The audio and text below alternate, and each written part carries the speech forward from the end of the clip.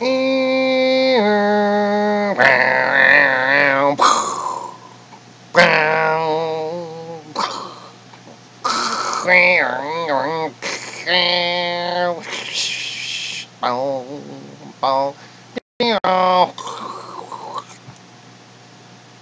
are now connecting to America Online at 3.5 kilobits per second. Welcome! You've got mail! Do not attempt to adjust your mobile devices. We are in control of the horizontal and the vertical. We are actually, holy shit, we're back online.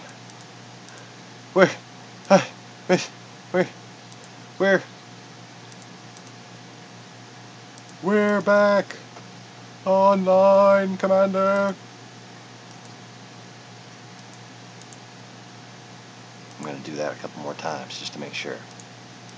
Yeah, I clicked that and my computer doesn't explode, so.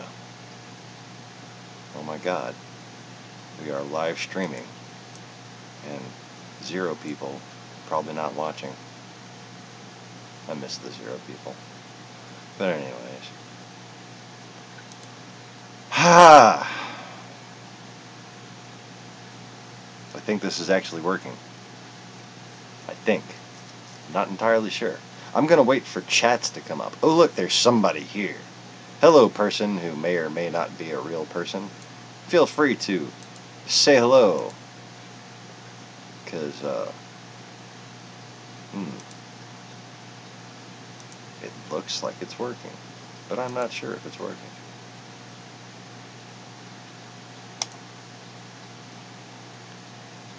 But anyways,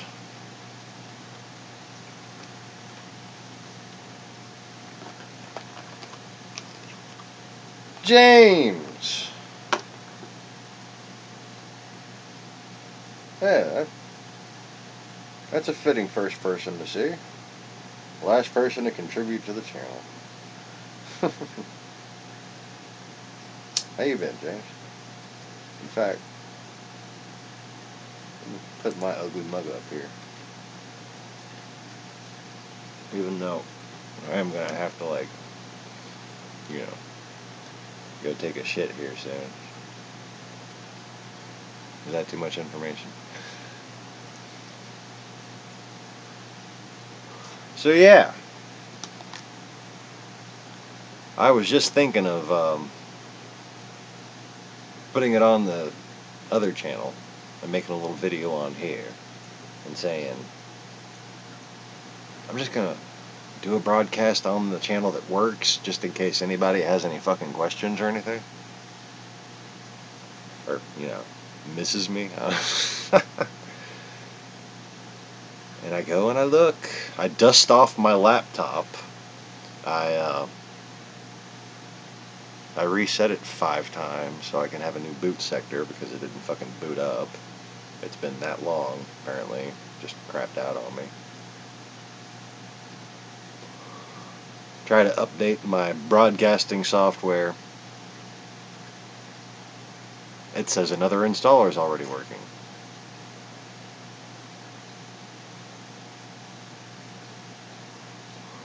So I went ahead and said no next time. Did not update the software. And it looks like I've actually managed to get a fucking live stream up. I don't have a topic for the video or anything, mind you. I just noticed that I could fucking live stream, so I am. Isn't that special? So, how have you been, James?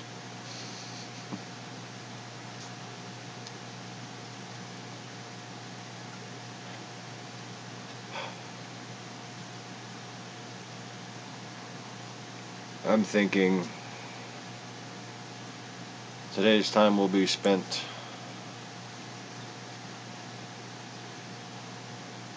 wondering why my aquarium looks like that.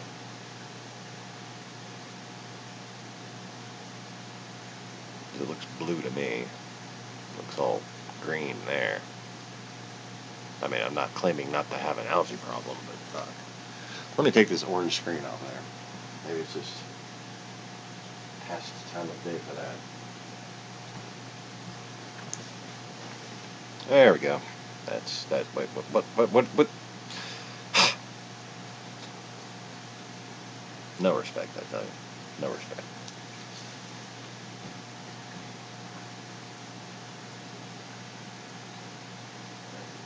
Be that way.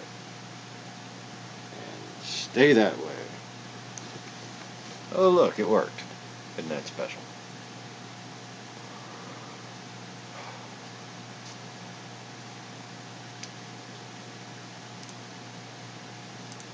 So,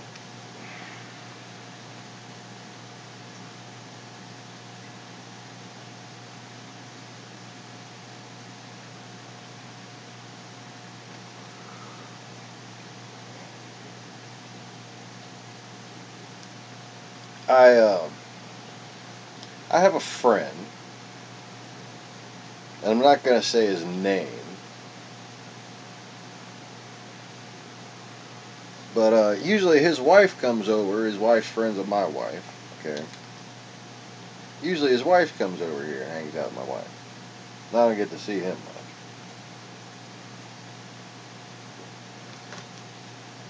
But I managed to bitch and moan enough and get him to come his ass out here. And he basically had no clue about the YouTube channel.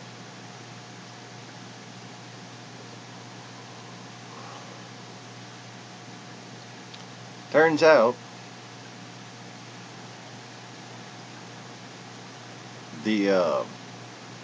like the 5th most popular YouTuber, like one of the guys like PewDiePie, but like not quite as popular, but one of the guys who's like, I'm talking fucking 5 million views, fucking video of him sneezing, like one of them people.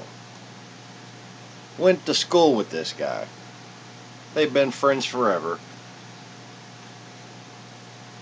And he's offering to start doing AdWords for me and shit like that. I said, fuck yeah.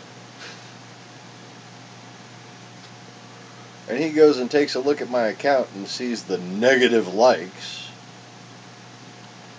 Negative likes. Not dislikes, mind you. In the like column, negative numbers. Okay?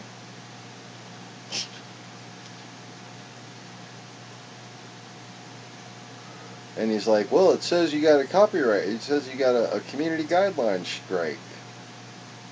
And then he goes back and looks where it's supposed to show you your community guideline strikes. And for a second there it says there's a community guideline strike. He goes to click on it. It just brings him to the fucking help page about community guideline strikes instead of actually viewing my community guideline strike. Then he clicks back and it disappears. There's no fucking community guideline strike. Now, 3 days ago, live stream didn't work. Today, all of a sudden, it works. I don't know if it's been working for the past couple days, but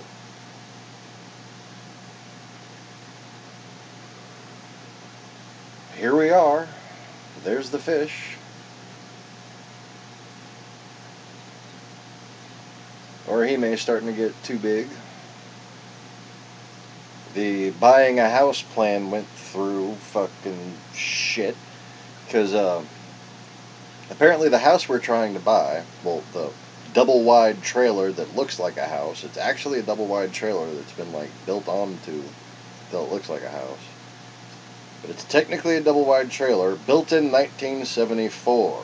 And the FHA will only underwrite trailers that are built 1976 or later. So there is literally no way for anyone, even with credit much better than mine, and I don't have good credit, but with credit much better than mine, they could not buy this fucking house. The only people, look at this, look. I gotta just, because this is pissing me off, I have to like, let you see my face, or, you know, what you, there, that's my face, okay, the only people that could possibly buy this place are people who drive brand new cars. And I'm not talking like a Fit, you know, I'm talking like brand new, nice, fucking $45,000, $50,000 cars. Because the only people that can buy this place will need to go to their bank and pull out the cash. They'll need to get a personal loan. They'll need to leverage assets, something. Okay. Because without, at the very minimum, very clever cross-leveraging of assets, there's no buying this place. So I've been beating my head up against a fucking brick wall because this place it's 2.5 acres. It's on Main Street. It's in the area that's getting developed, you know. And there's a little, like, about 16 by 16 building right next to the house that's visible from the street where I could set up my first little fish store. How fucking sweet would that be, right?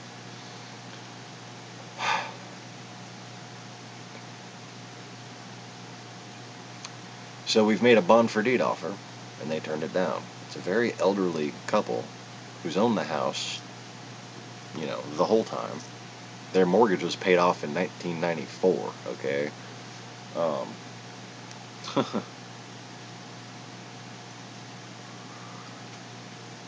So, we made the one bond for deed offer, and now, since they've refused that, my only choice is to either find another house, which is probably going to be more expensive and in not as good of an area for business development, or I have to see if I can put some pressure on these people. Now, we're talking about an 81-year-old lady and her 76-year-old husband. Second husband.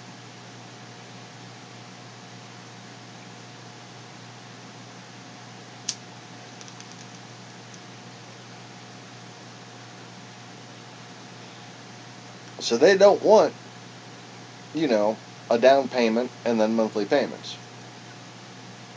That's understandable, right? They need to get their asses in a retirement home of some sort.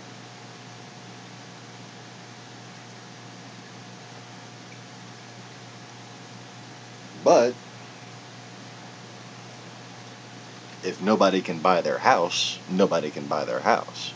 And if you walked up to this place, you'd know what I'm talking about when I say, okay, the only people that can buy the house drive brand new cars, and people that drive brand new cars ain't gonna want to buy this house.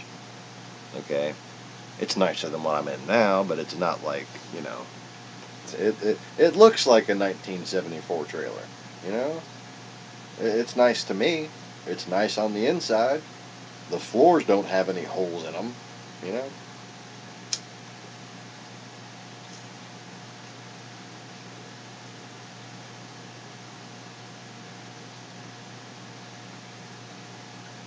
As it stands right now, even if we had $20,000 to put down, we could not get this fucking house. You can't detach the land from it because the domicile is still livable. So if there's a livable domicile on the property, it has to be sold with the land. It's all attached.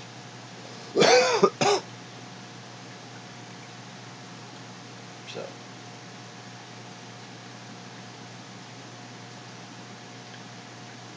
Wow.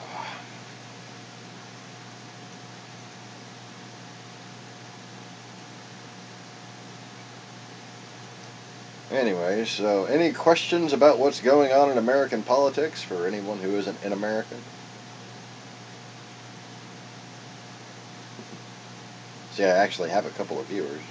I don't know. Who else is here? Sign in. Say hello. Sign in. You know, fucking chat.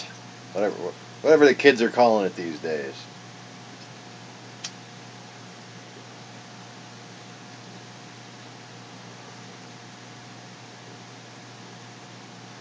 But,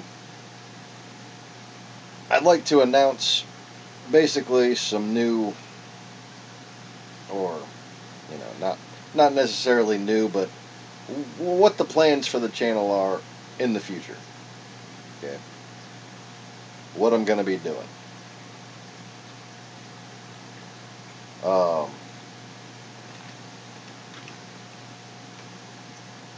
The answer is not a whole lot different.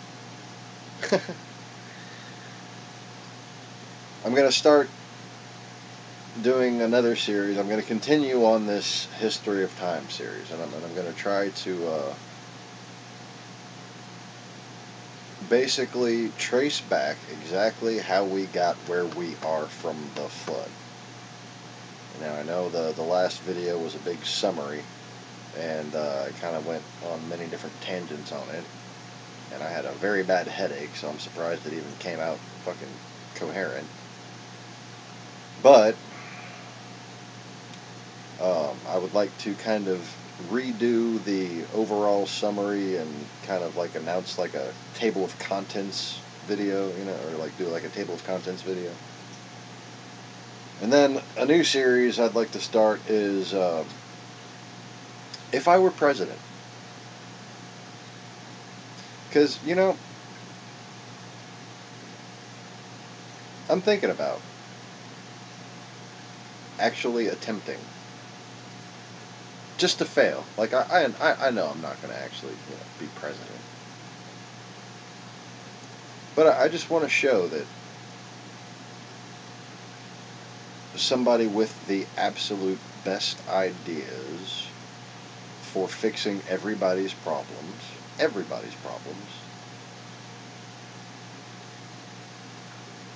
can't get elected. I just want to prove that.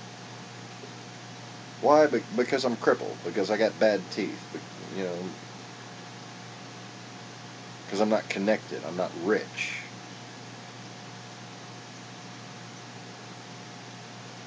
But if a disabled former homeless person could be president, I think that'd be pretty cool. Even if it wasn't me. If they understood what was wrong and wanted to make it right and knew how, I'd vote for them.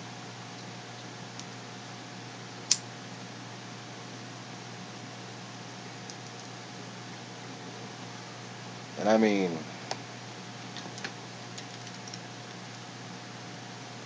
there's just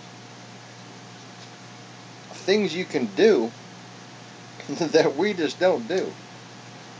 Society is crumbling around us, and nobody lifts a finger. Nobody understands why, and really just nobody understands how to compromise for the benefit of all. People know how to compromise for the benefit of themselves, but, you know, one of the things that I liked about Obama that got him grief from his own party early on is he knew how to compromise for the benefit of everyone. Didn't get a damn bit of credit from it, except on this channel.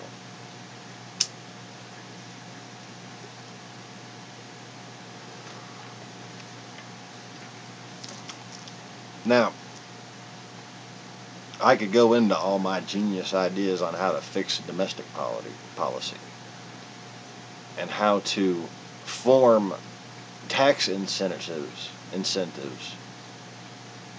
in a way that actually betters society. Okay? As in, you don't get tax breaks for corrupting children. You don't get tax breaks for being a big polluter.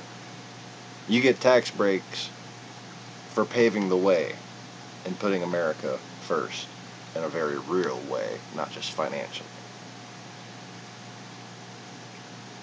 But that's complicated. There's a lot of different little nuances to that. What comes to mind, considering I got, you know, one nice person watching and probably one Russian troll watching, is that I would be Russia's favorite American president. Even Putin would like to have me in office more than he likes having Donald Trump in office. You know why? Because I'm not one of these fucking people. I understand you. I know where you're coming from. Fuck, I like you guys, character-wise, better than I like the fucking people around here. They're like a bunch of children. They can't even take care of themselves.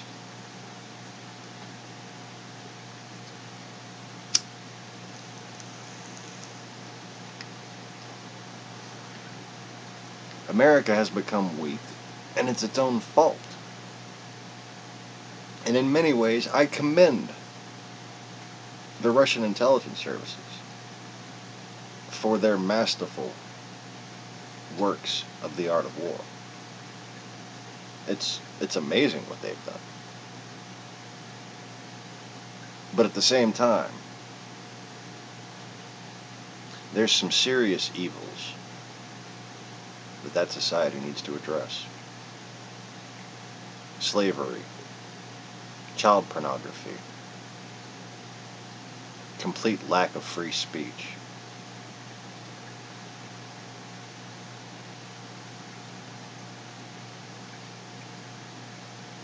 Obviously, I could go on and on. What you gotta understand is, those aren't the things that make your people strong. Those are the things that keep your people from being great.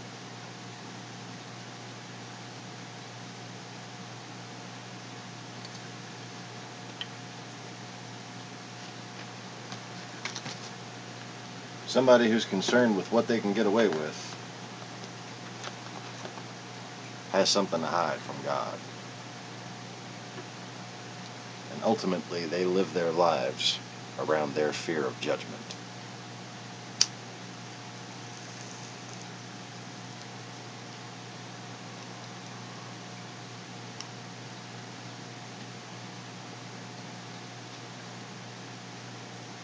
Understand this. To hold a grudge against a society, to seek revenge against anything more than a single person who has wronged you in a very tangible way, or your family,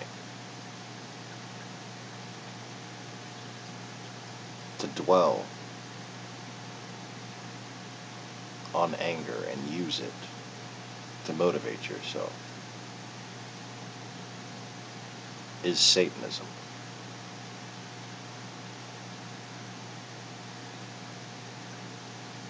The person you're really angry at isn't America. It's not the Clintons. It's God.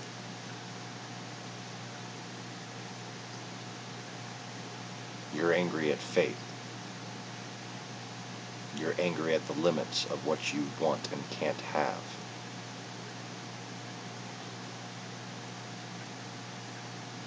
You're angry at the blessings of others.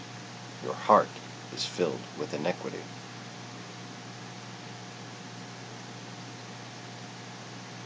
That is the root of rebellion.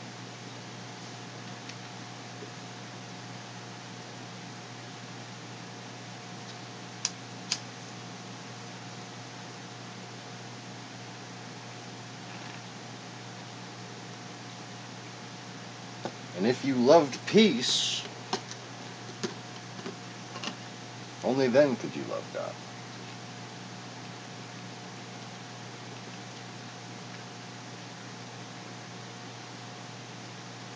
Because an eye for an eye will eventually leave everyone blind.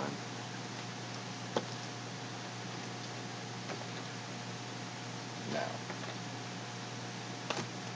while that kind of sounds hilarious, I think we could all agree, at least here on YouTube, that it would be bad for viewership.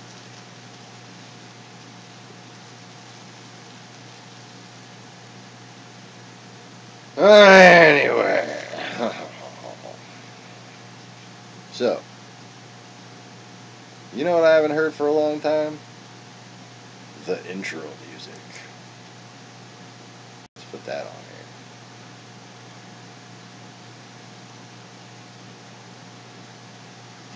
Wait, is it going to start? No. Oh, right. No.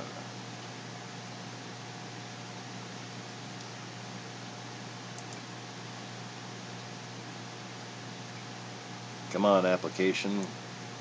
Respond to my clicks. Oh, yeah, that won't work. Start over.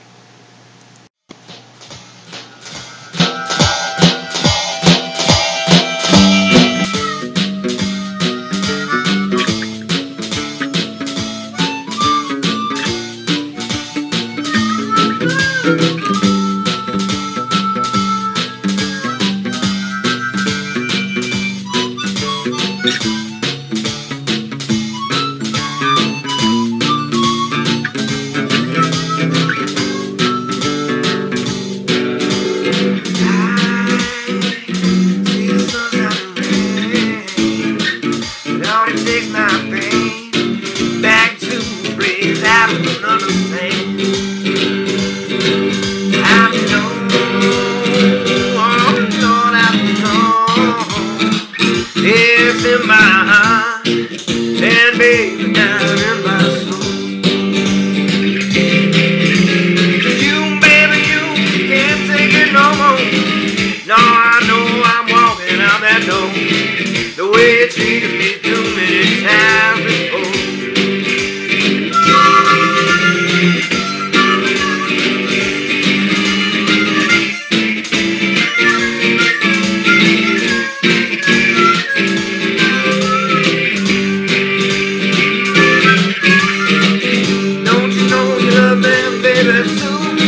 Oh, you know I want you there, I wanna be right there with you.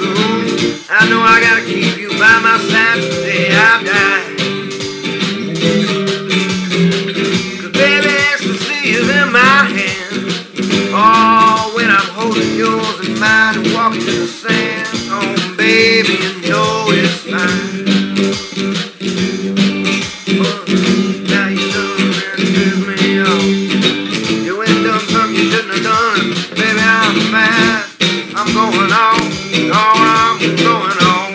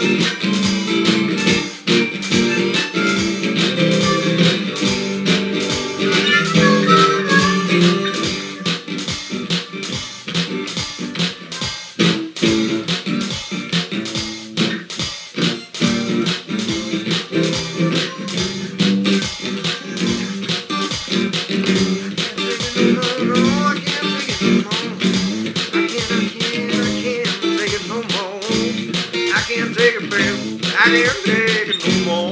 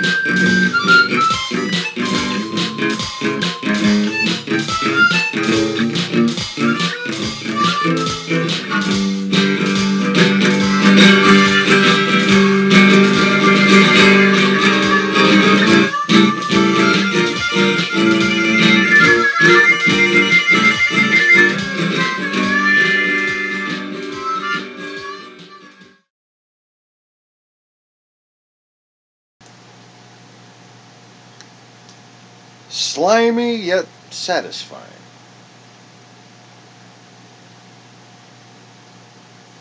No, I retract that statement. That is not quite accurate, I suppose.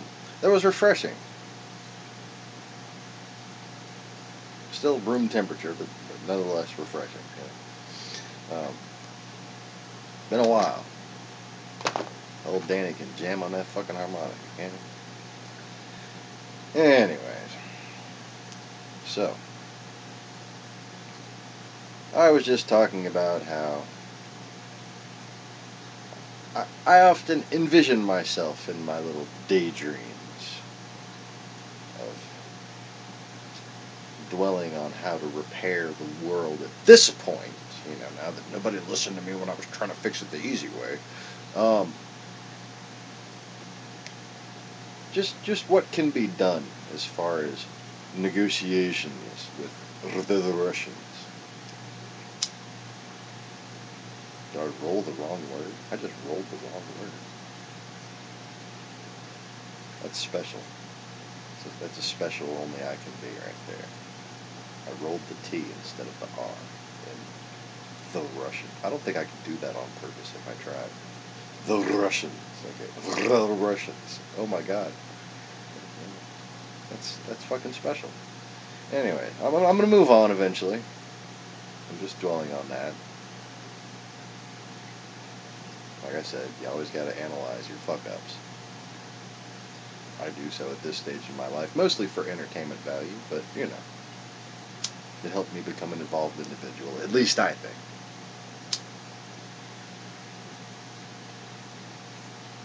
Beware of people who can't admit their mistakes. Because chances are they're generally going to be fucking morons at anything you trust them with. You know? Now, I've been a manager at many different establishments, and I've fucking hired and fired people, and I know that this is an ironclad rule, but, you know, for some reason, how is it that Republicans, people who generally speaking are the managers and the owners and the business types, they voted for fucking Donald Trump? How is that? Doesn't make any goddamn sense to me. Yet still, you know, even though I know in this area in central Louisiana, it still went about halfway for fucking Hillary Clinton, even though the polls don't show that. The few people who do support Donald Trump at this point are so fucking crazy. You're just terrified of them. You can't put on a fucking bumper sticker on your car because you think somebody's gonna break your fucking windshield. The volume is low. I don't think I can do anything about that other than try to speak clearly. I do apologize. I can, maybe move the laptop a little closer, but that's about it. I got the cord stretched over there for the fish tank view. It's a Joey. Hello, Joey. That's not the right screen. Hello, Joey. That's the easiest way to scoot over on a couch. Just click and move to the left.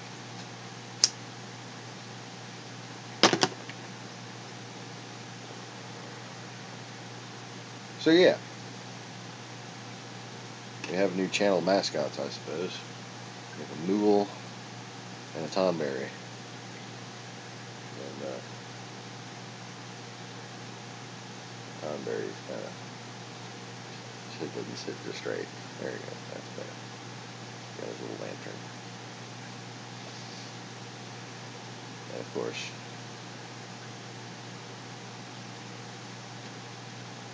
Mog. Actually, that's not Mog, because Mog had a diamond on his head. This is, you know, Mogrica or whatever. Anyway.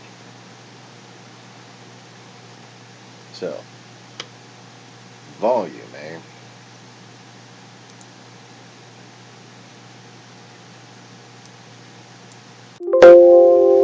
I don't think I could do anything about the volume.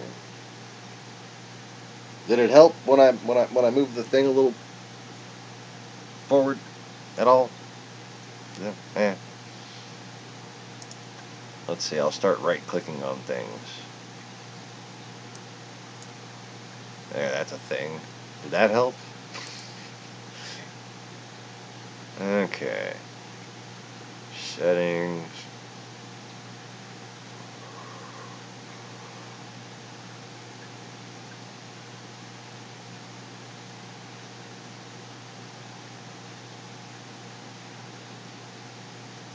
Ah, this ain't working. None's here. It's just,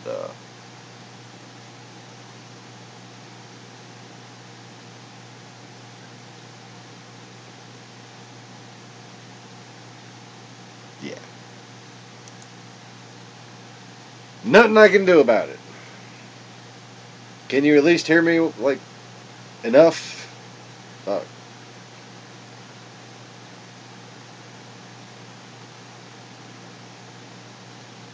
I know it used to be that the microphone on this thing worked pretty damn well because everybody could hear the,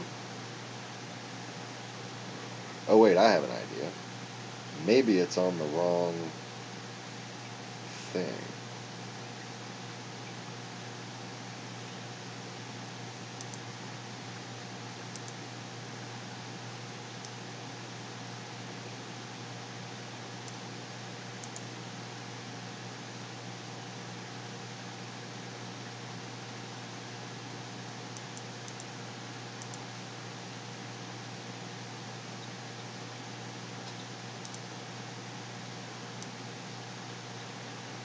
It's been so long, I can't really remember how to fuck with this thing.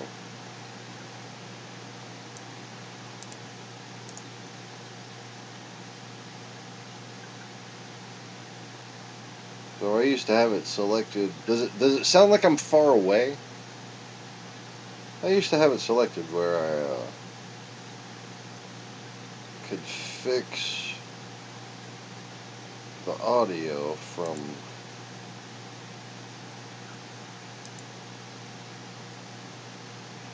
one to the other.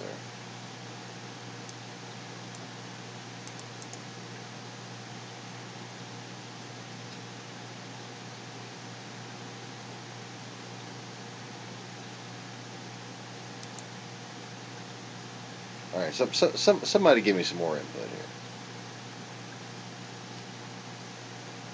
I'm not going to go and start changing settings, but I can't remember the effects of what. Unless I at least know what the actual problem is.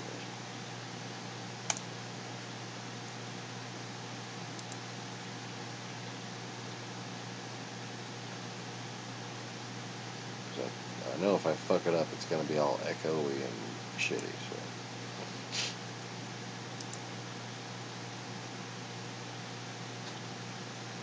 Hi, Emily.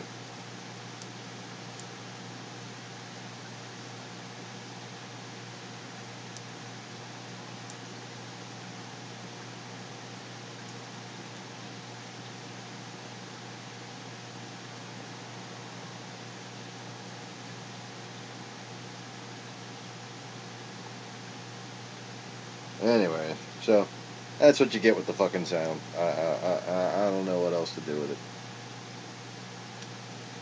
Anyways.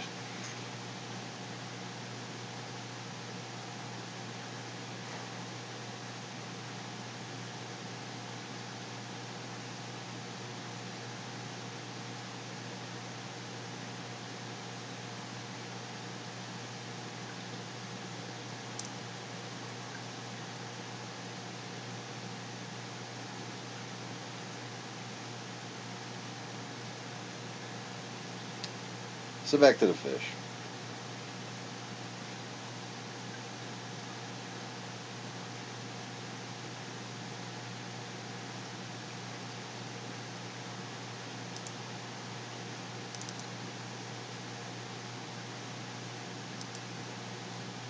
I'm gonna sit here and fuck around and look and see if I have a default microphone selectable on here. Both my cameras say default none.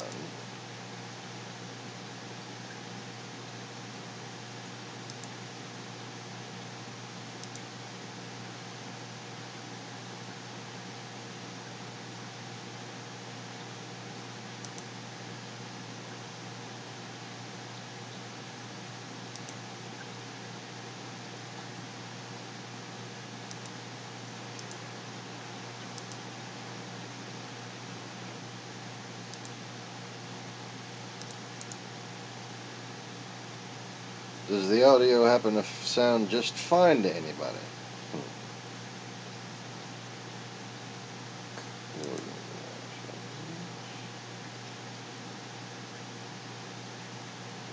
Alright. It appears I have the proper default microphone selected.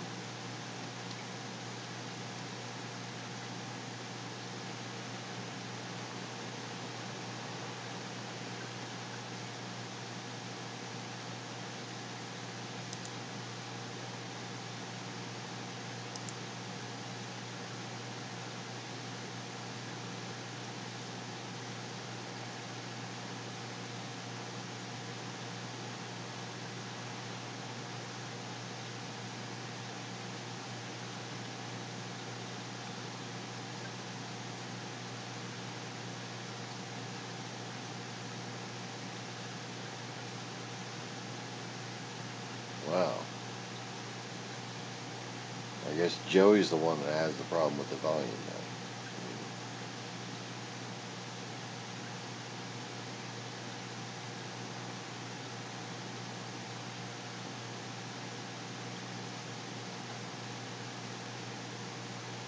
So, back to Russia. Let's talk about ICBMs and missile defense.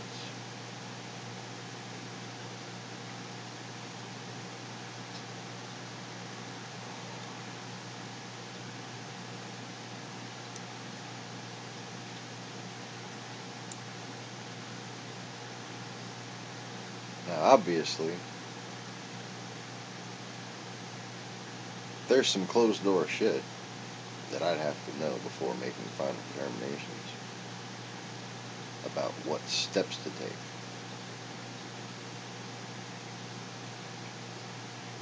But as far as a general strategy goes,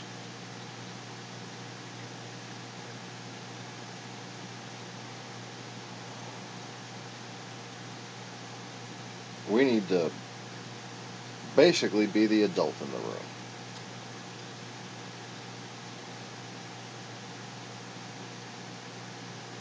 And it'd be terribly magnanimous of the Russians, to the point of being extremely out of character, to implement this policy before, some smart American ever got around to it. Give, then take negotiations.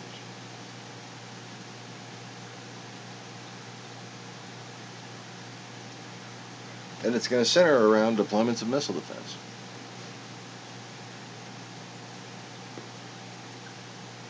Because what we've been doing,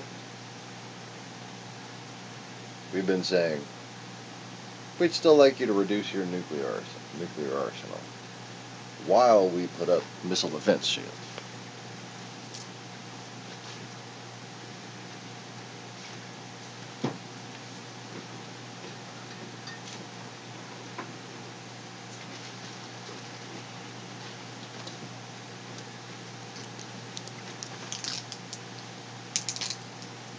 What we do instead is when we announce we're going to put this missile defense shield here, this missile defense shield is going to become active here, we're going to protect this country, we're going to, something like that. At the same time, we don't interrupt ICBM reduction negotiations. We give. Say, while we're activating these missile defense systems, we're going to be deactivating these silos.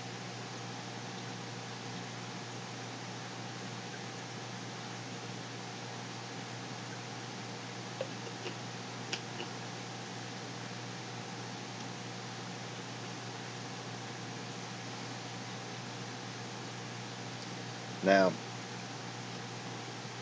let's face the facts. If nuclear weapons are the genie in the bottle they claim to be, we don't need as many as we have, do we?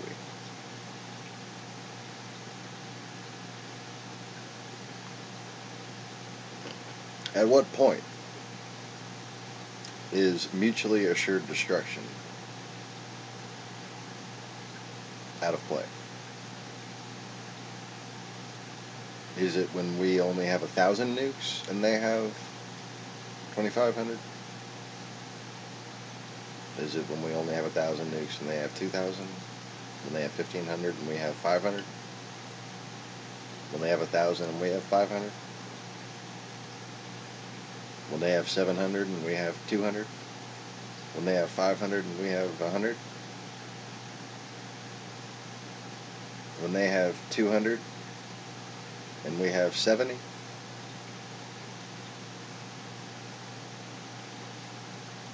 How far down do you have to get those numbers before mutually assured destruction is not a deterrent? Think about that. Think about that in your head. 70 versus 100 of the most powerful nukes ever created. That's more than I want to fucking deal with. I don't know about y'all. That's more than Putin wants to deal with. That's more than his hardest fucking general wants to deal with. That's more than our hardest generals want to deal with.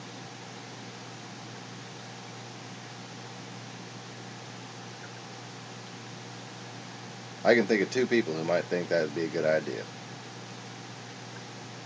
And again, I don't know why, they just pop up in my head together all the time.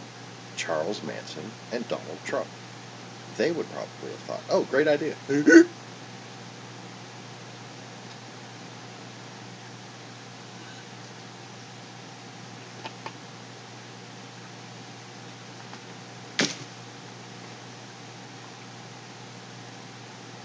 So, what's the difference between 1,500 and 700 versus their 2,500? What's the fucking difference? Do you think suddenly they're going to want to nuke us because we only have 700 nukes?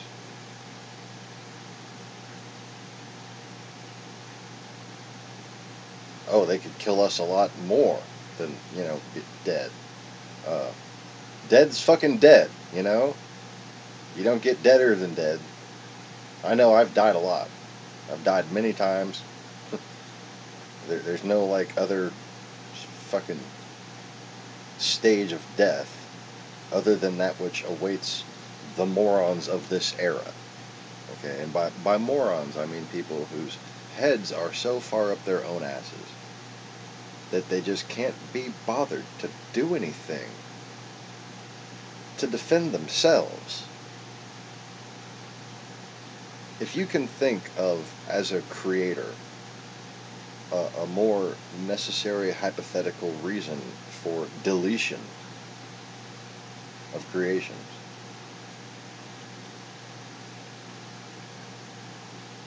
there is none. You're not talking God doesn't like the way you live. You're not talking any of the things that God tried to warn you about that would inevitably have consequences. You just tried to think God was the one enforcing the consequences. No, the consequences are fucking the result of cause and effect.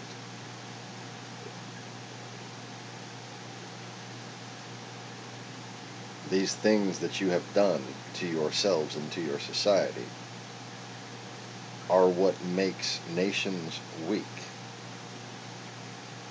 and are what destroys worlds.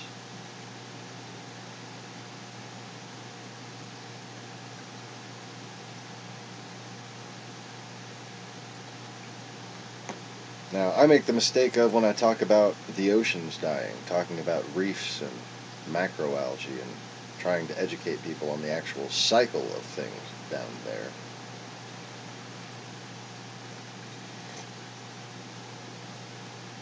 But let me just put it this way. You need oxygen to fucking breathe. Your carbon dioxide must be processed in order for the planet to not overheat. As in the atmosphere to not overheat. As in the chemical property of carbon dioxide is that the carbon molecule has a very long convection or conductive, either way, kinetic response. Okay? So it is an insulator. Alright, that's why you can walk over hot coals, because carbon atoms are so bad at convecting and conducting heat that you actually have 0.8 of a second in contact with smoldering carbon before enough heat is transferred to your skin to burn it. So you can walk right over that burning fucking carbon and you'll be just fine. Well, carbon dioxide has the same little thing in it. That's why they call it carbon dioxide.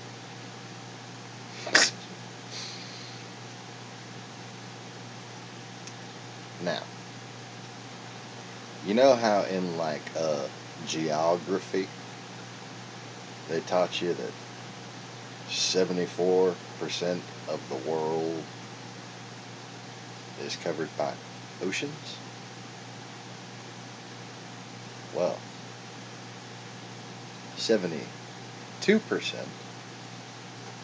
of the air you breathe comes from the plant life, not on land, but guess where? In the oceans.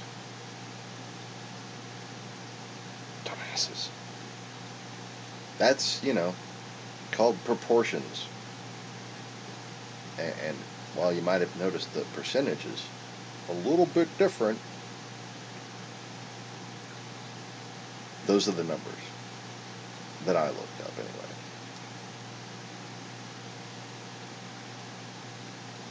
I would think they would need to be revised by now. Because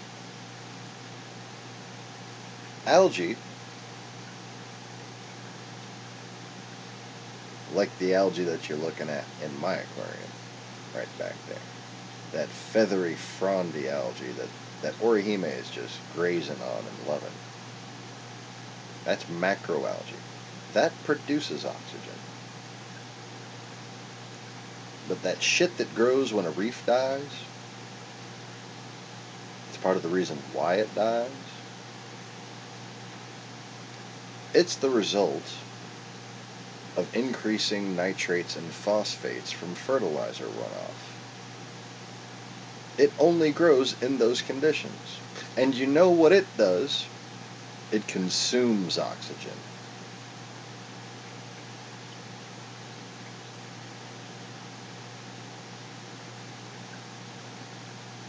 So when you see birds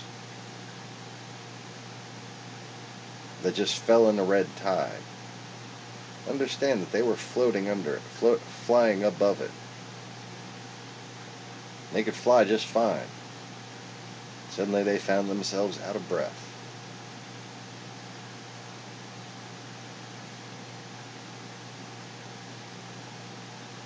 Now imagine when the ocean turns red. All of it. And it will. Red as blood.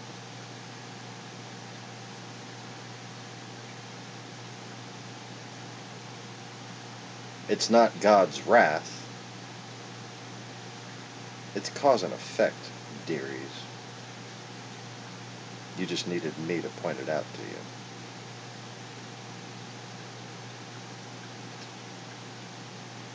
And I can just point the camera down and I can show you cyanobacteria. It grows in my sump where I can scoop it the fuck out.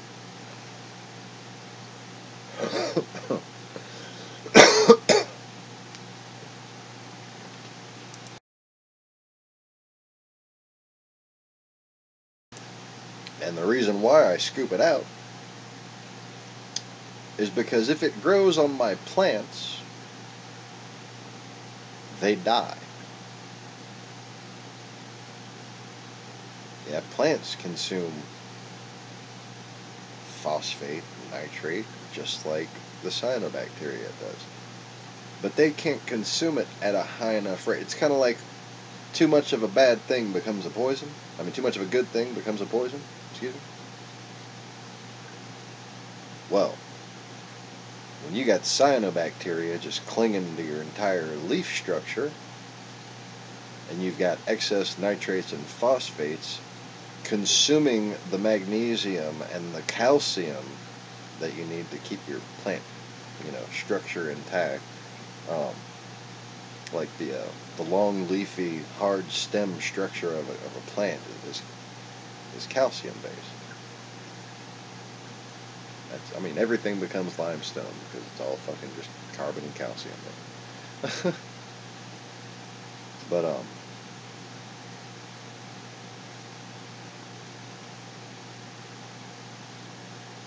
when that algae and cyanobacteria, or algae and then eventually cyanobacteria, covers those plants, not only is it consuming oxygen, but it's killing all the oxygen producing plants. So you have an exponential effect that leads to a downward spiral.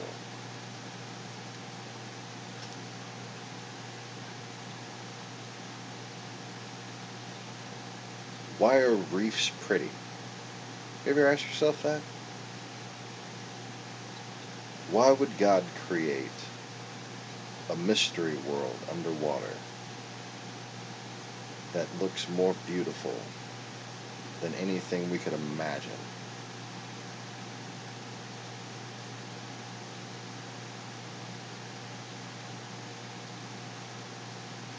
Why such vivid colors? Why such beautiful structures? Why?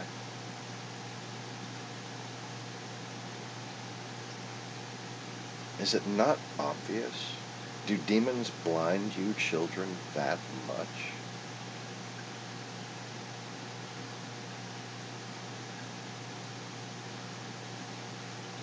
Stewardship.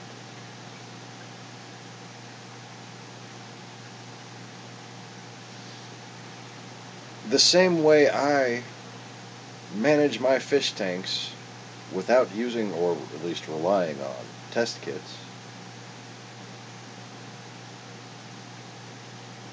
mankind has evolved to the point, and has been here for hundreds of years now, hundreds plural of years now, to the point where they should understand the relation between this beautiful test strip, this barometer, this measuring slate of every color.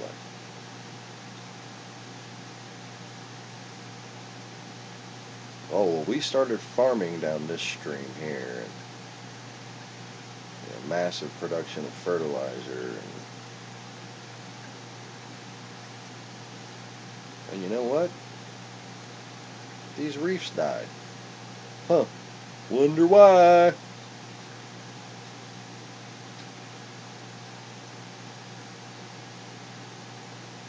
Whose reefs were those that you destroyed?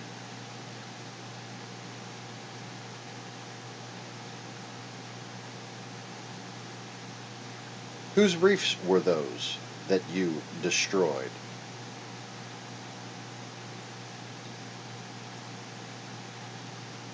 Republicans? Religious hypocrites? All.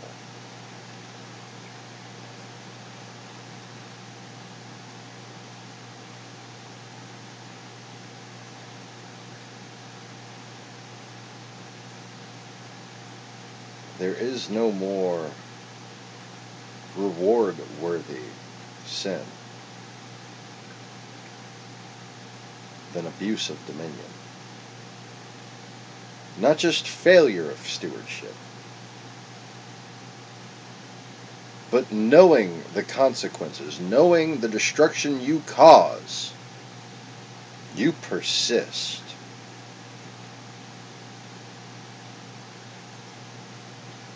Because of greed and nothing more.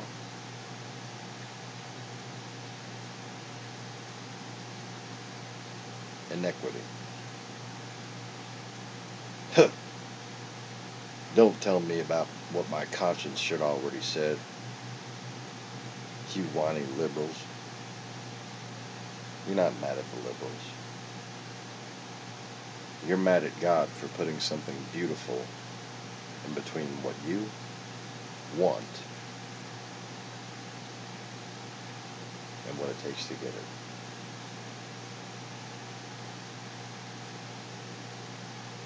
And you want it so much that you're willing to sacrifice your children.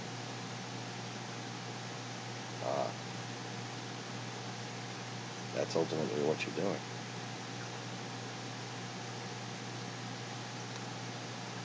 You might as well take your child up on the mountain and pull a knife out.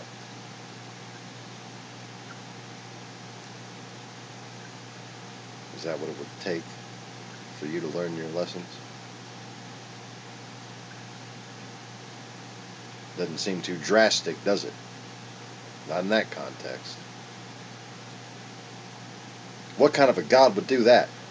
A God who just about fucking had enough of his children being dumbasses. Dumbasses.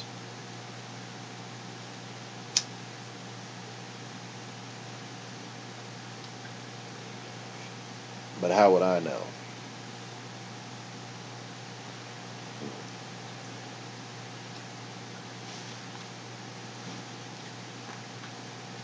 I never met the guy. I just saw him on YouTube once. Wait, what? Hold on.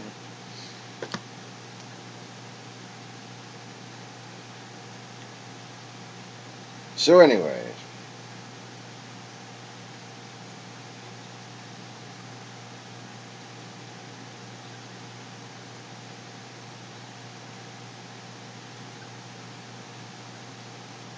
if you think this channel is ever going to be over, or that I'm going to ever forget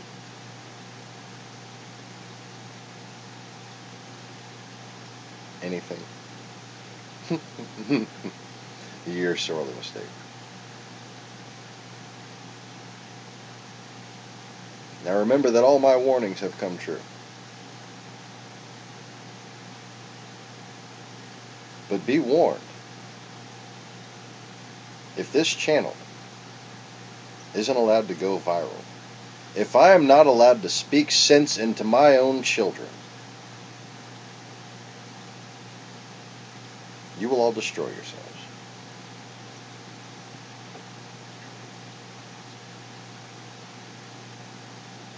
That's not me being a dick. That's cause and effect.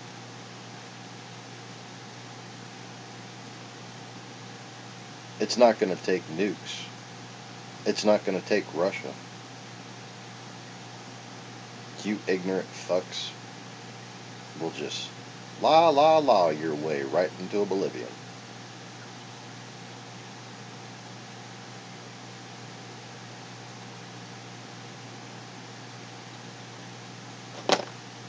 Russia. Hell, they're the only ones that are prepared for it.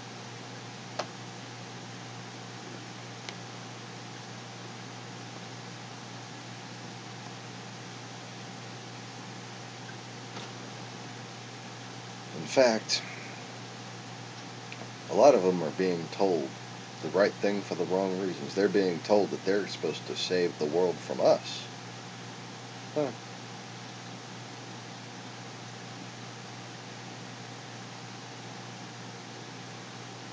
Well, I think we all learned the status, the world, the reality, that it's just as I have said it was, and not the way any of you who have come to this channel had any clue that it was before you came to this channel. And you can see it in one simple power dynamic. Secretary of State Rex Tillerson.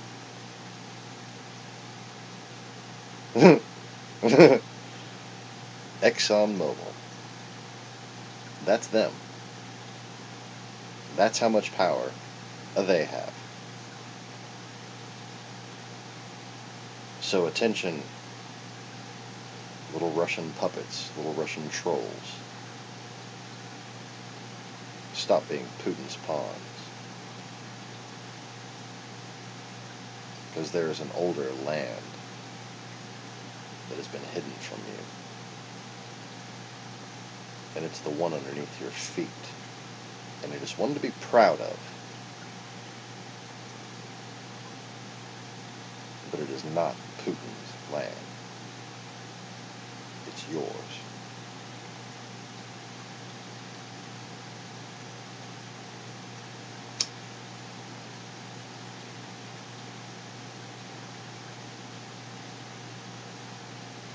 Everything we've been told was a lie. I was the most fucking anti-American establishment activist. I know all this shit, you fucking people. I've been saying it the whole goddamn time. I've been showing you. I know all the stuff you people know. I was preaching it. And then the little boy that was Sean woke back up into the consciousness that he let go of when he was an infant. That doesn't even make sense to me.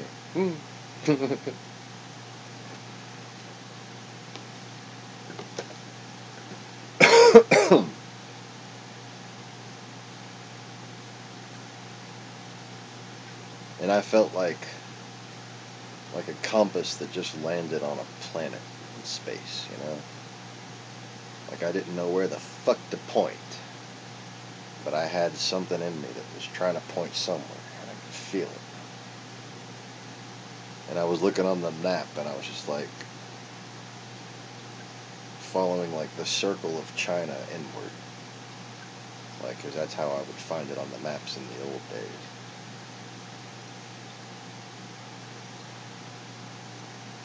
And I was like making jokes to my wife, like pointing at Mongolia and being like, Mordor. And pointing at Australia and being, Narnia.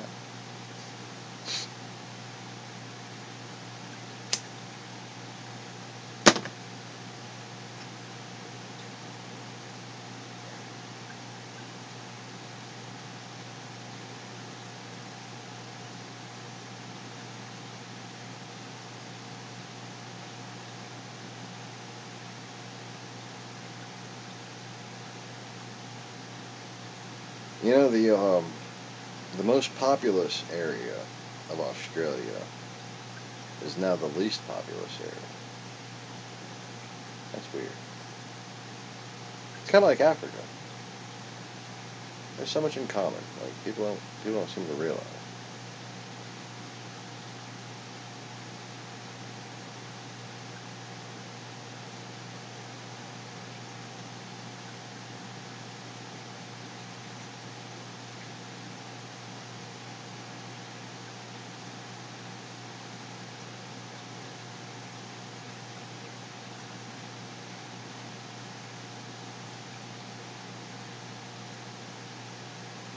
It's really it's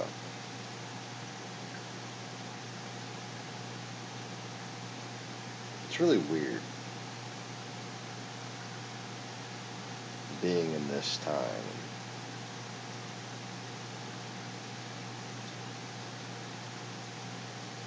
Being the only one who remembers how things used to be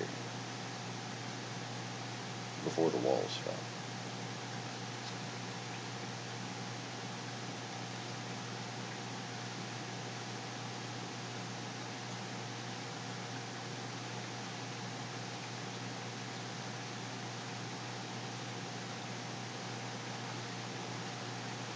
I mean, just the center of the world was different.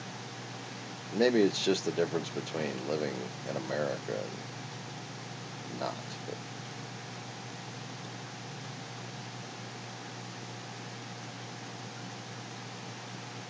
Australia being such a faraway place just seems like an odd anomaly.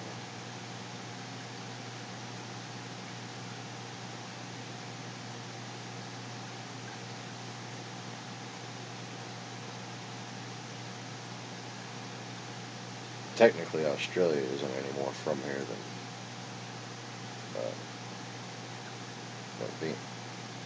India. Yeah, India is. I almost just said Venus.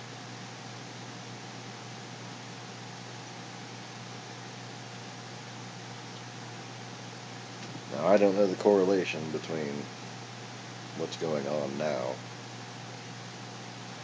and that ball in the sky and the Vimana that the being herself manifest that became the continent. It was first a realm, and then it was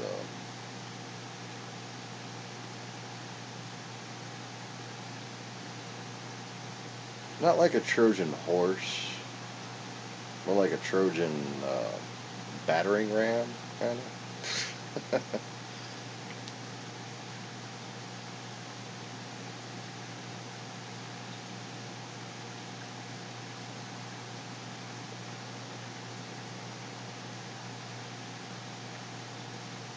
But I don't know if those memories are correct. Somewhere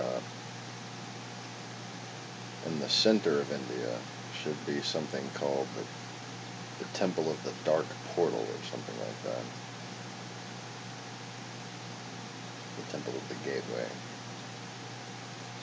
or something with a reference to a gateway or a portal. Yeah. Because there certainly was one back in those days.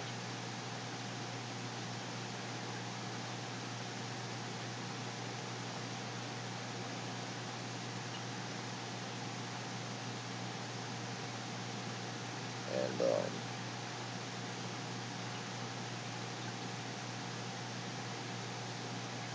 it was kind of like a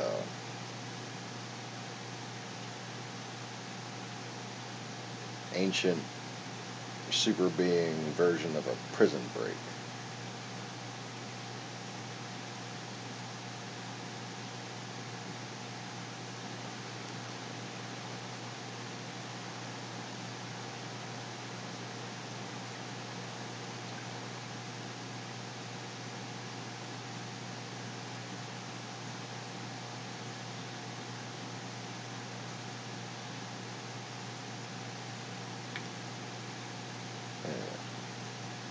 That was a long, long time ago. In fact, the word time doesn't even apply.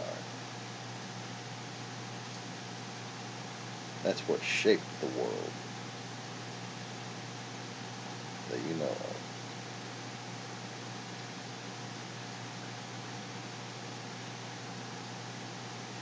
Where is Australia? It's in the tactically correct position behind an invader as they assault a castle. Well, those events occurred over long periods of time. you can see how that went for him. Because according to you kids, the Dutch settled fucking Australia in 17 something. Holy shit. No. 16. Anyway.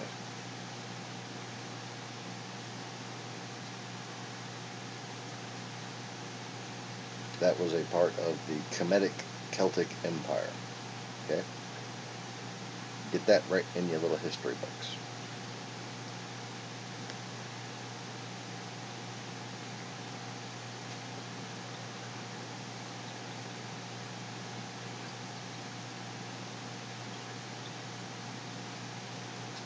Anyway.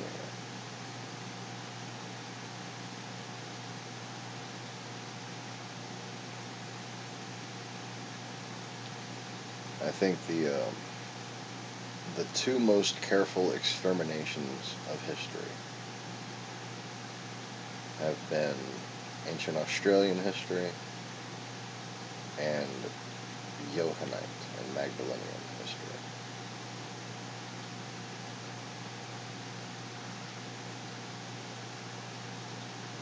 And while it's not necessary for people to understand those things in order to correct the mistakes that they're making that are destroying the world,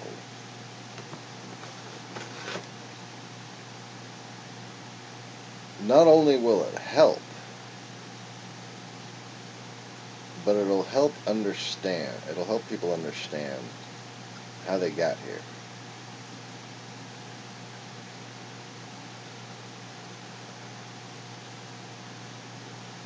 It'll help people understand who God is, who God was, and why.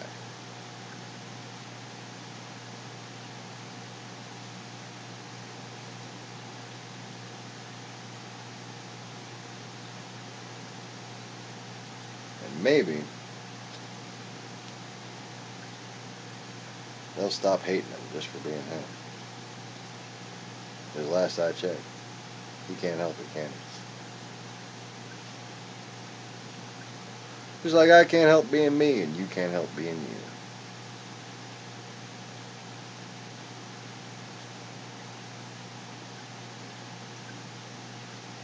Nobody ever bothers to think about God and think, man, I feel sorry for him.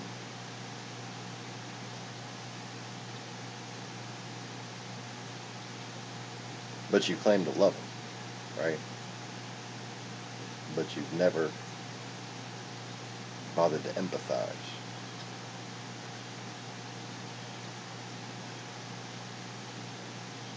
There's a lot heavier burdens that God bears.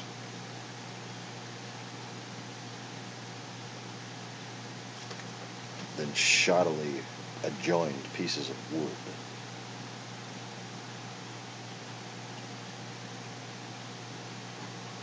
And really, y'all get that story so wrong. I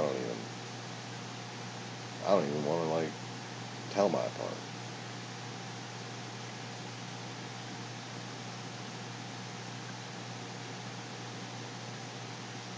You tell yourselves a completely different story about history just so you don't have to face the truth about that story. And demonic blindness rears its head at every turn. You see, it's not just like fucking Monty Python where they're just handing out crucifixions left and right. Crucifixion wasn't something that an indigenous religious order could just decide to do. Okay? It's nonsense. We're talking about Roman society here.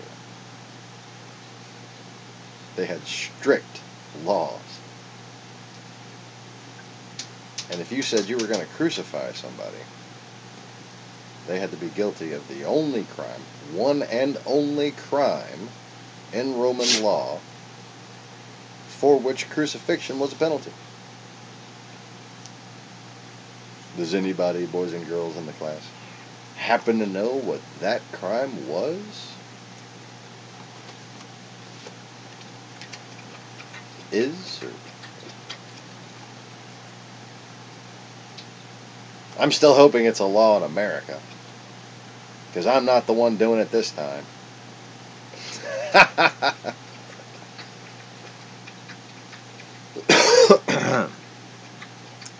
That would be treason. Now, have you noticed how the whole treason thing kind of gets under my skin? You kind of see why now? You see, I was killed for it. Even though I was fighting against a corrupt state that had basically enslaved half of its fucking people. Insurrection, exactly. Attempting a coup d'etat, as it were.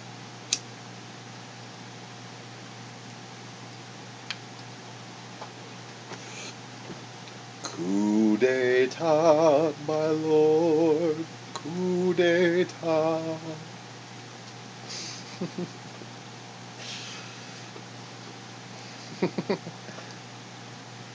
Russians hacking, lord, coup d'etat.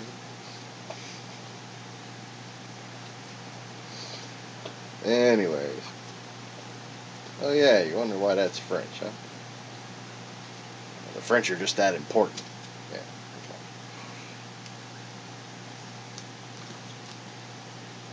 Go eat some freedom fries.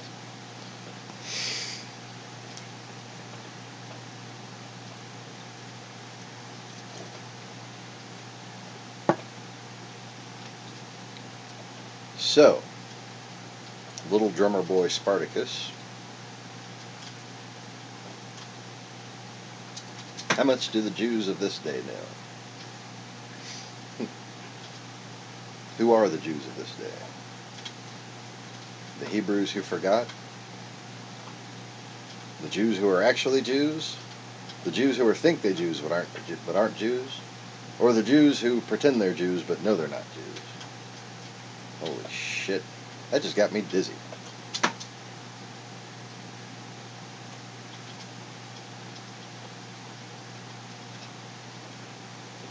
That's why I don't think in conspiracies. I think with my heart. You know, if the facts are unclear, even at the cost of self-sacrifice, even at the cost of trusting an enemy, I would rather think with my heart than choose between, incomplete data. And even if I had complete data, if my heart said otherwise, I would choose to face the consequences of having a heart. And I just can't see how someone can see someone like Jon Stewart or Oprah Winfrey and hate them.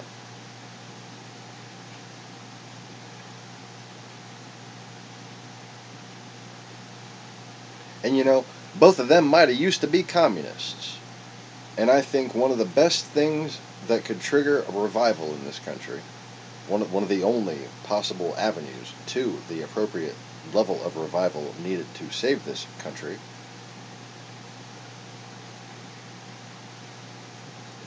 would be confessions of communist past.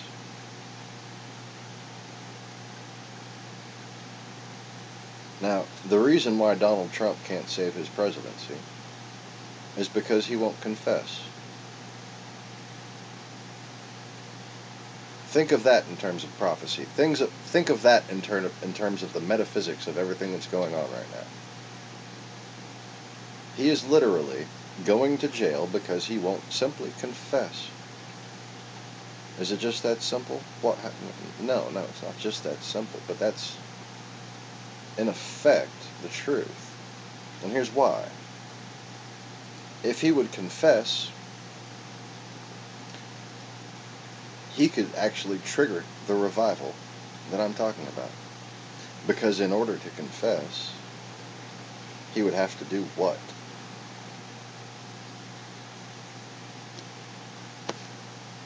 An executive order of amnesty.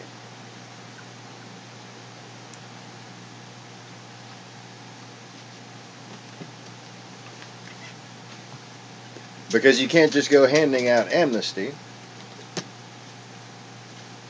It just won't fucking stand. It has to be amnesty for people who confess what they've done.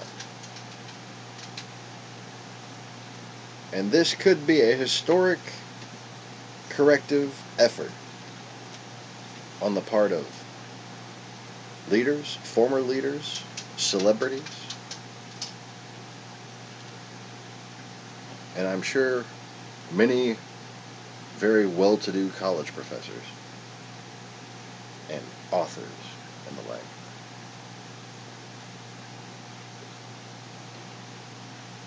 They need to realize what they've done was a big fucking mistake. And in order to fix the path forward, they need to confess. We thought we were doing the right thing, and here's why. And while well-intended, here's why it didn't work out for us. And if you need counseling on this subject, please consult one Yuri Bezmenov.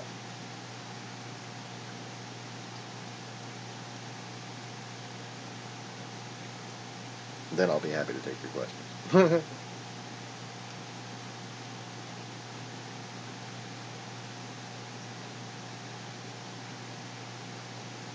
So,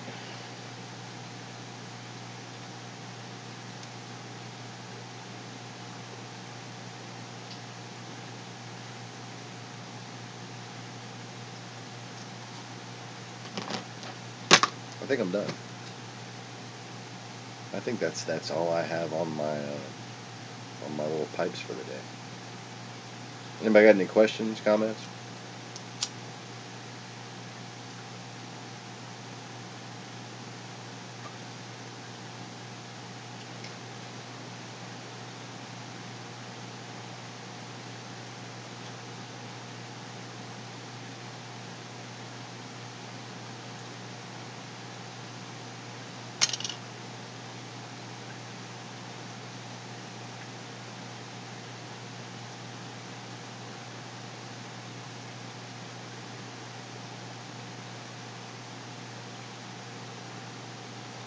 I suppose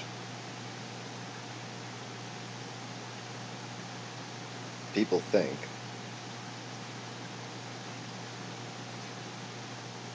that they can just destroy the world and cause the seas to turn red and whatnot.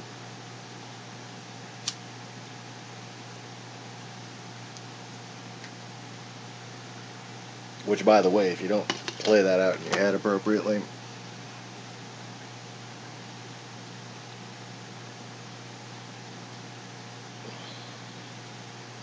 that's going to basically kill all life on Earth.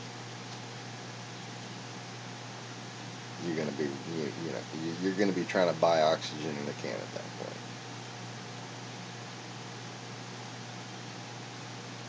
When the ocean dies,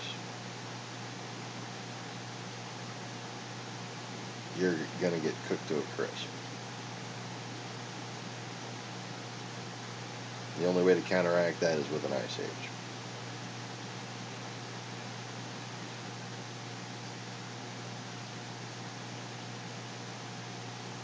And I struggle to see how that's even possible at this point.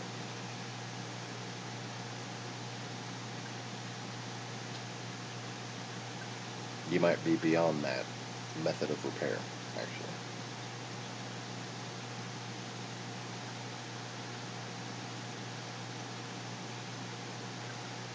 But I think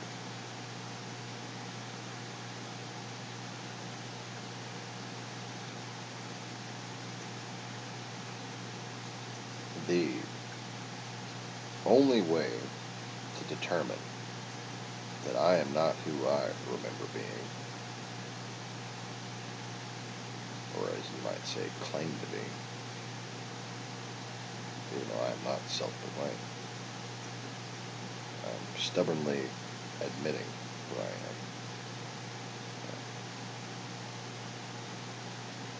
And then bothering to mention it, because, yeah, it's necessary. But, it seems as though people think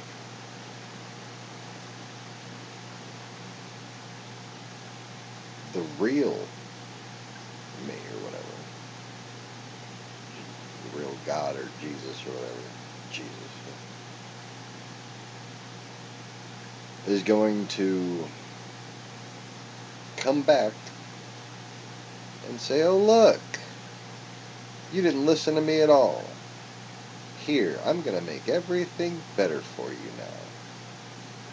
Good job fucking everything up. You wouldn't even lift a finger to defend yourselves. You wouldn't even fucking take care of your own environment.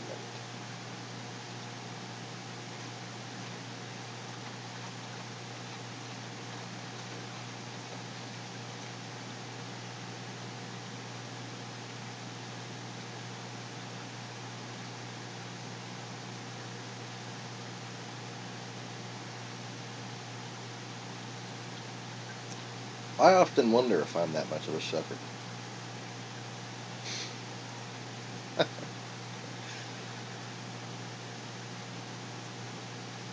I mean, I have proven myself to be way too nice many, many times. Way, way too nice. Way too honest. Way too forgiving. Especially of women.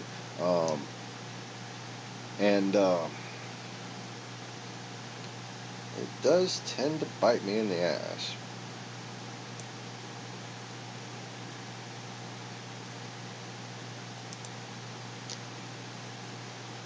But what do you think? Should God forgive mankind for destroying the planet? Because if that interpretation of the Bible is correct, and he doesn't simply reincarnate as Christ, or as the Christ figure, in order to warn mankind of their impending self-destruction, if he's, the asshole Satanists say he is, which apparently Christians of this day agree with, in so many ways they don't even realize, they've just succumbed to their fucking brainwashing. That means God's going to come back, and he's going to wave his little magic wand. Wait. Hold up. Speaking of magic wands, I have a prop for that. Oh, wait. No, it's the actual magic wand in question. He's going to wave his little magic wand, and the polluted red cyanobacteria from all the phosphates from your fucking greedy, gluttonous asses. Okay? All the cattle farm shit, and the chicken farm shit, and the pig farm shit, and the grain, and just fields and fields of food that you take no responsibility for consumption or preservation of. I worked in a grocery store for 7 years. Let me just get on a tangent. I worked in 3 grocery stores for a total of 7 years. First one was when I hurt my back. Stayed working there for a couple of years after that, actually. Worked there for a good long time. And that's the one that I really experienced just how much food not only gets wasted at the distribution level, okay, but man, You wouldn't believe what can be put into a shopping cart.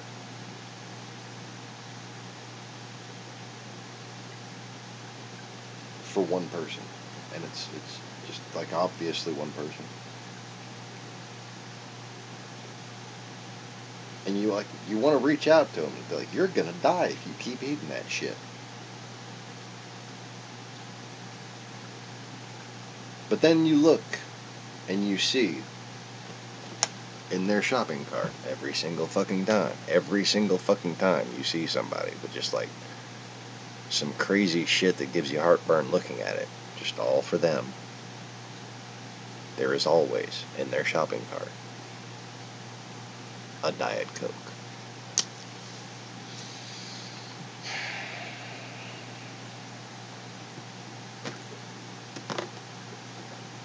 Now,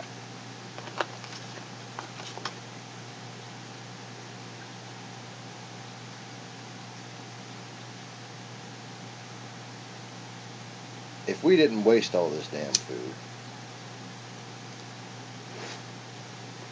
if we didn't have people consuming copious amounts of bullshit for no fucking reason other than to feel good about themselves or whatever, just because they can't face their own fucking spiritual struggles, like the reason why they're here, the reason why they're being gifted with life by God, okay, they can't face that and deal with it, okay, so their habits get to destroy the earth, okay. Fucking commercial farmers, they want to make as much money as possible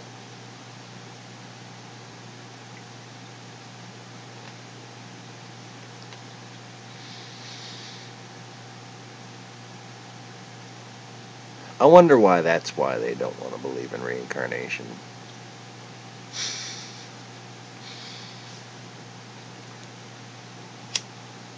Cramming cows into little fucking tiny boxes for their whole fucking lives.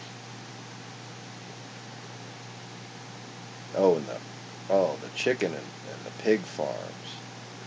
Oh God.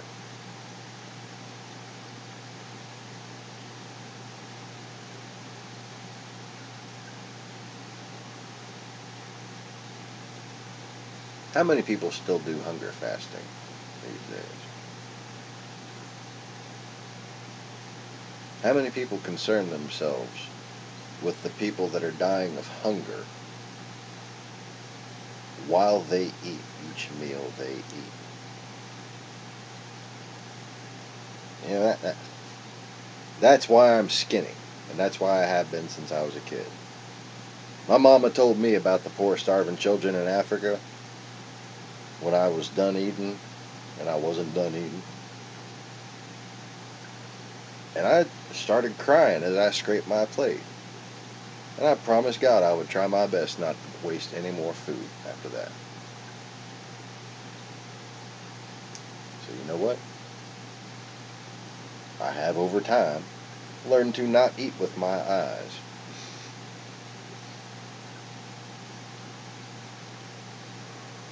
And well, now it's just a matter of budgeting.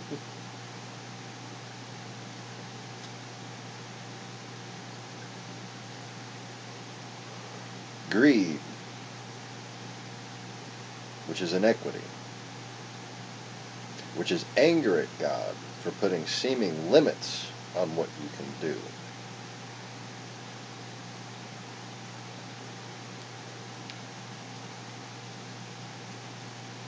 It's all just a path to self-destruction. It's not, oh, you made God mad, now he's going to smite you. That's what people wrote about that didn't understand God.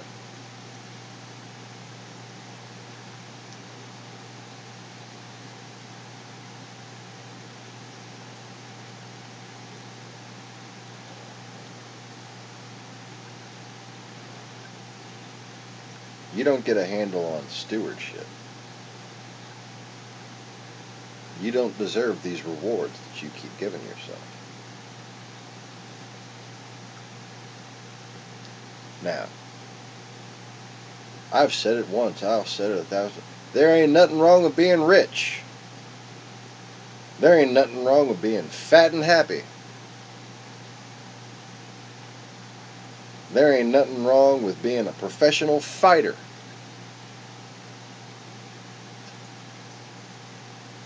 But you got to take care of what you need to take care of so that you deserve to live in that reality. Because there's a whole lot of people who don't. And they're suffering.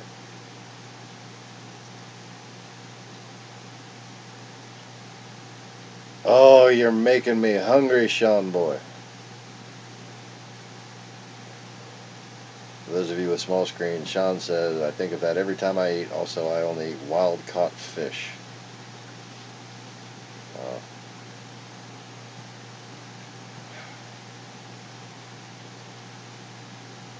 That just sounds wild-caught fish.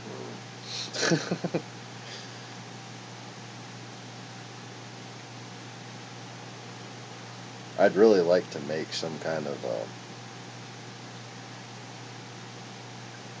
breakthrough in aquacultural facility setup that allows wild-caught quality in aquacultured fish.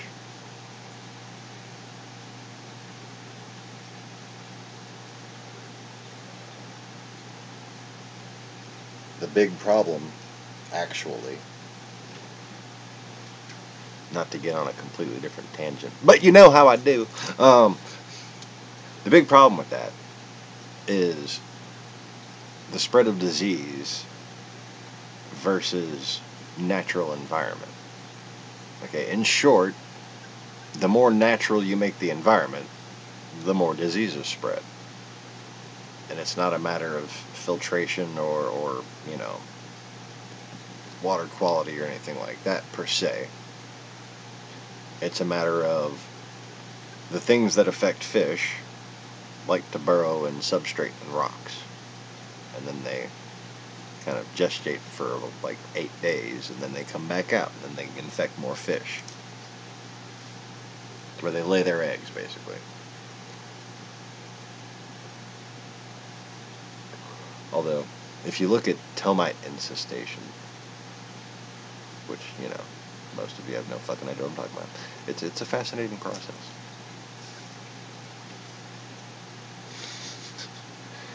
Anyways.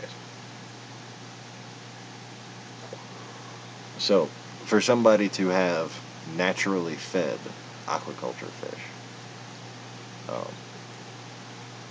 they would need to basically have kind of a lazy river type environment that is cordoned off so that they could have a sterile, scrubbable area that they could medicate the fish in and then send them back into the naturally fed environment. Or you'd simply have to have some massive live food culturing going on, which is probably the more practical alternative, but certainly a lot more intensive.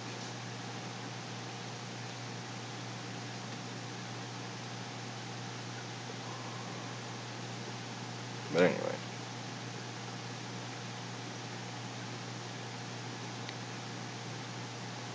See, the problem with aquaculture is how the fish are fed, okay? They feed them pellets, and not New Life Spectrum pellets. They feed them basically fish meal pellets, which are like mostly fat and crap, okay?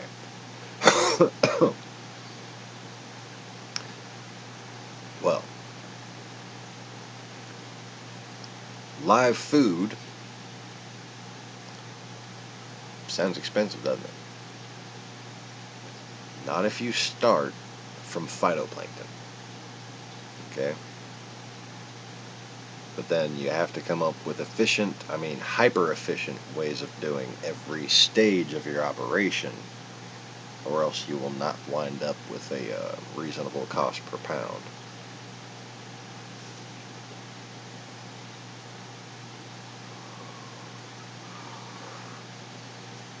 And if anyone's listening with the cash to invest about $148,000 right now,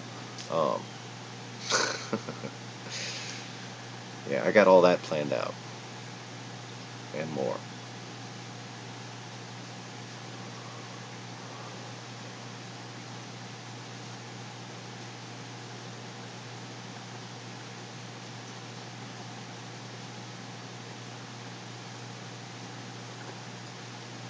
But now,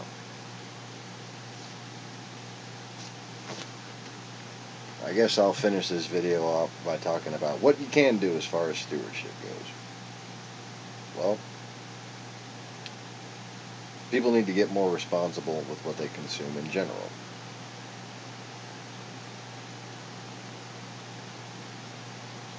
Governments, corporations need to get more responsible about making things durable, making things last, not wasting materials that they've dug out of the earth by destroying mountains. That should be a severe priority. Now,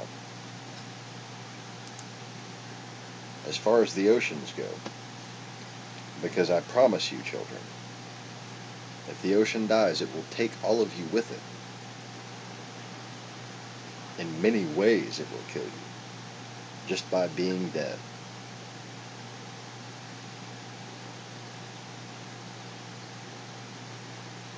You need massive amounts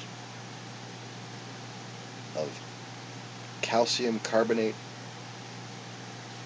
shaped in semi-spherical boulders in circulatable baskets at the mouth of every river. Upstream from that, you need massive solar-powered protein skimmers with runoff areas that work as algae scrubbers.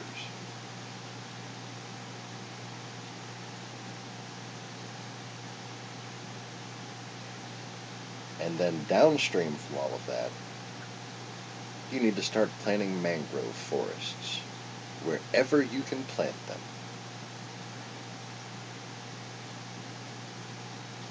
Do that, and you deserve to live like kings.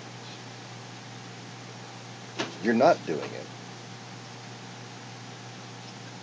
so you're raping the earth so you can have. Period. And you won't suffer God's wrath for it. Although, I don't know if you noticed, he's probably pissed.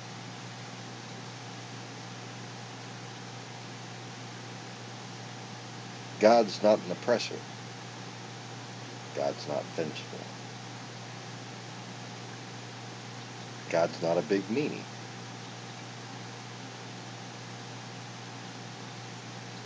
God doesn't destroy all things, and doubt all things, and let go of all things.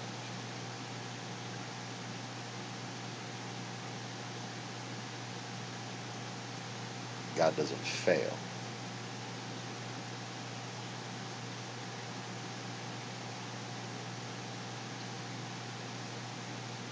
You will.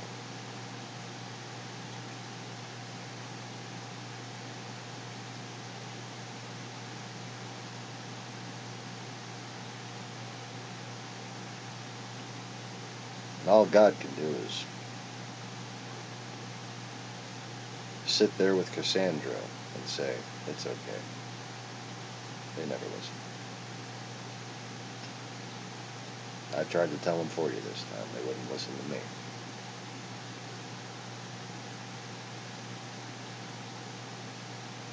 They were so ashamed of not listening to you last time. They deleted every trace of having murdered you.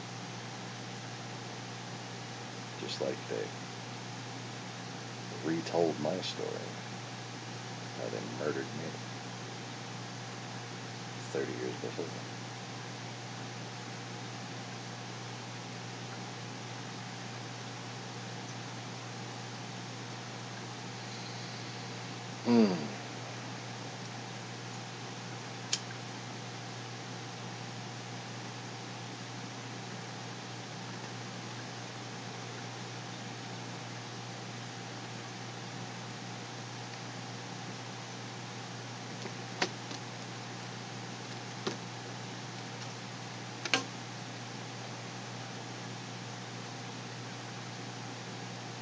You know, there wound up being a guy who claimed to be Spartacus. I don't think he really was Spartacus, because he had betrayed somebody who was a general who was very brave, and he led a charge against the Romans. And the guy who later claimed to be Spartacus betrayed him. And the guy that was betrayed was named by history Crixus.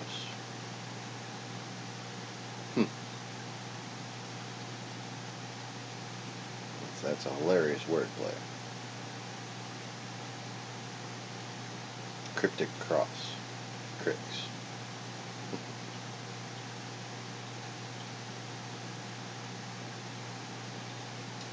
What's more hilarious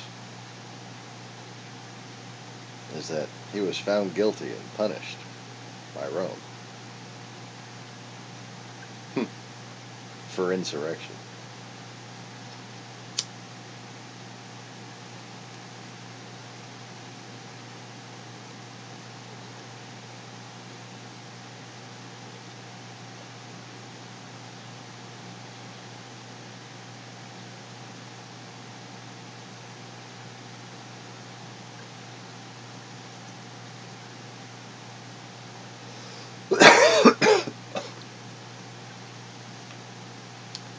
And that was when good old Claudius, later to be called Nero in what you think is a separate life, was released from his shackles.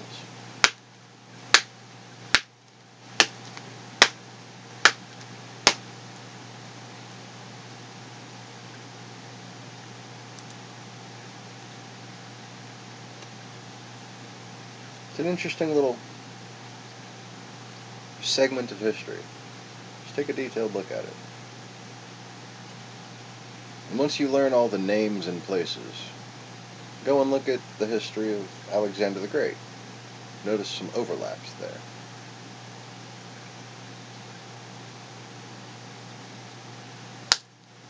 Did you know that Cleopatra wasn't the first Cleopatra?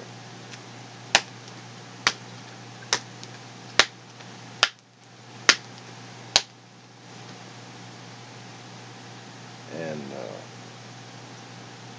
somewhere between the historical telling of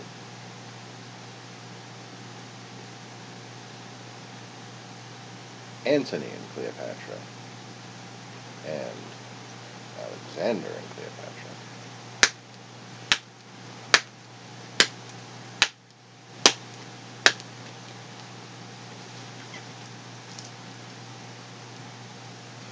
it's probably the story of Helen of Troy.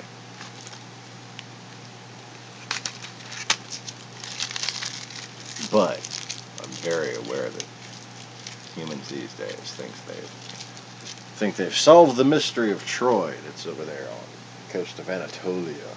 And they think they're smart because they know the word Anatolia.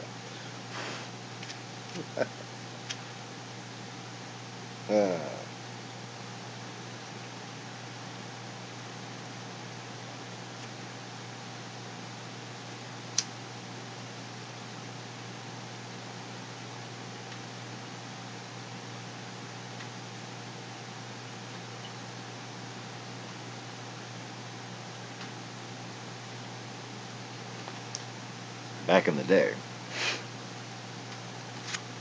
they called that Asia. The reason why they called it Asia was because Asians lived there.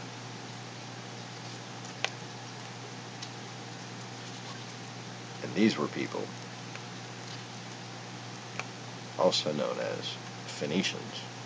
This is a moment of clarity I'm having. It's probably going to contradict some things that I've said, but I feel better about this than I did about those opinions.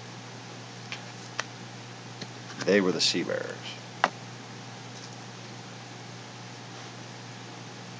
And they could track reincarnation. That's the relation.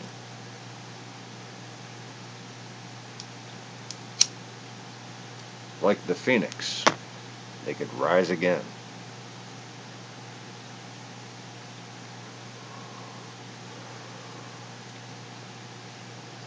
Now, how they got where they are now, that's not too hard to figure out. Why they think they've always been there instead of where they're from, that's kind of puzzling. Because it seems obvious to me, especially when you look at the older paintings from that area, you know, like of Muhammad and whatnot. Those are clearly Chinese-style paintings. Those are clearly Chinese-looking people in those paintings. Except for Muhammad, right? Because you can't see his face, it's been erased. Anyway.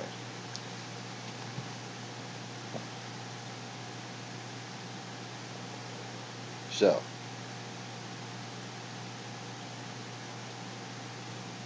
Am I done? I guess I'm done.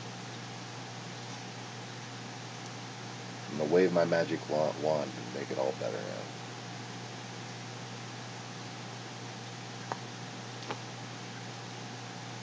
But as soon as I've just knocked myself out with it instead.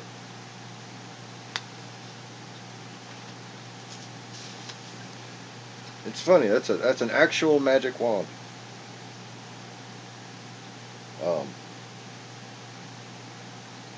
As far as I know, it's about 800 years old.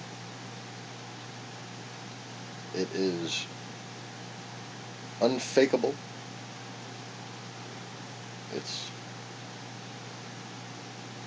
got the Hyksos symbols for Lightbringer and First One.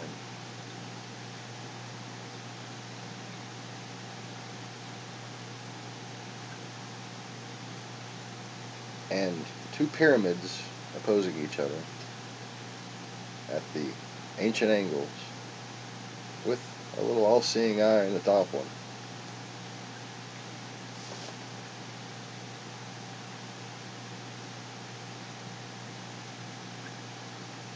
Not etched, but very clearly, obviously grown out of it.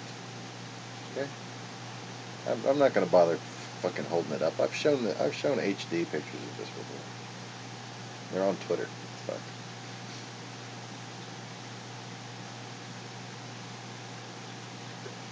That's all right in a row, by the way. Pyramid, Protector, Lightbringer. Right there. Right there. In a row.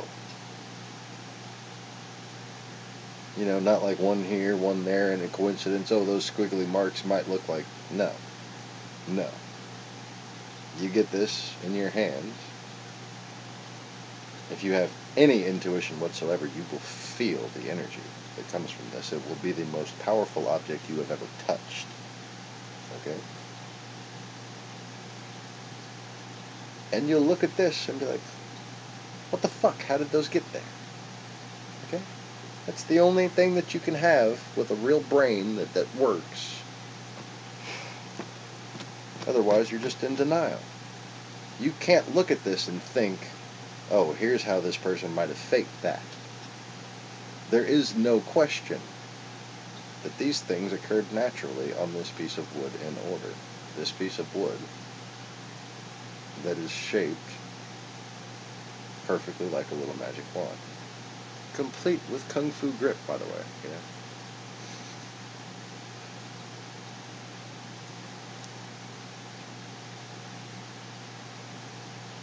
Also works as a scoop.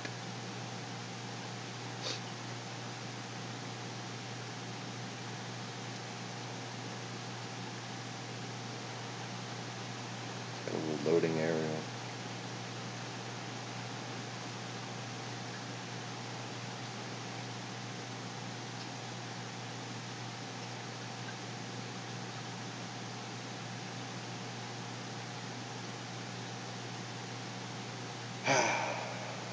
You can't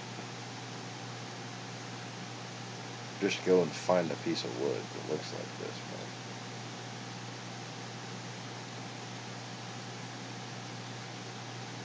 And now if floods and earthquakes and... Oh, by the way, remember the other day when I was like, yeah, I guess I'm making another video. Let's see what happens to Donald Trump this time. Fucking Trump Tower caught on fire. Like an hour later.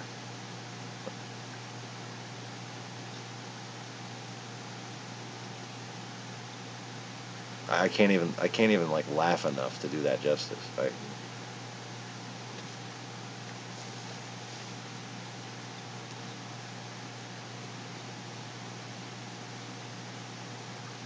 I just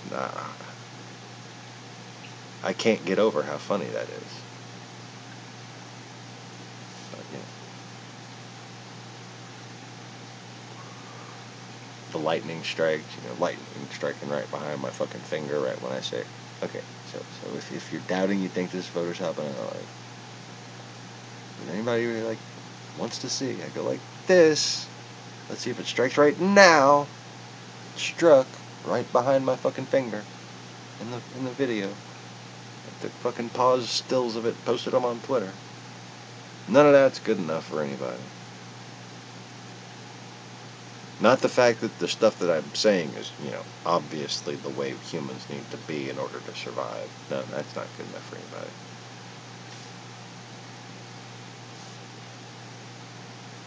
There's always the stick.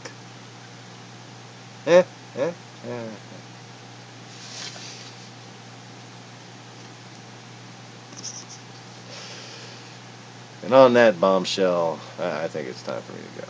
I need a fucking nap. So, yay, I got my live stream back.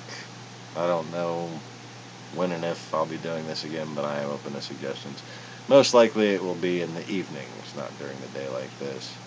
But this was fun. Thanks for joining me, everybody. And y'all take it easy, but don't take it all.